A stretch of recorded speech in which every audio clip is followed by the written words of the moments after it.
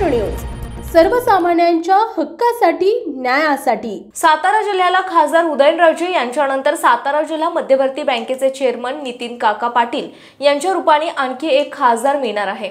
महाराष्ट्रात राज्यसभेच्या 2 पैकी एका जागेवर उपमुख्यमंत्री अजित पवार यांच्या राष्ट्रवादीच्या कोट्यातून नितीन पाटील यांना संधी देण्यात आली आहे, तर त्यांच्या उमेदवारीने वाई तालुक्यासह जिल्ह्यामध्ये विशेषतः नितीन पाटील समर्थकांमध्ये आनंदाचं वातावरण आहे। लोकसभेच्या निवडणुकीदरम्यान नितीन पाटील यांना खासदार करतो असा शब्द उपमुख्यमंत्री अजित पवार यांनी वाई येथील सभेत दिला होता।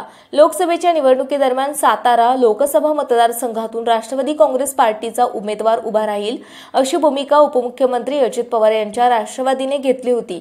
महायुतीत सातारा लोकसभा मतदारसंघ भाजपच्या वाट्याला आल्याने उपमुख्यमंत्री अजित पवार यांनी या बदल्यात राज्यसभेची जागा भाजपकडे मागितली होती।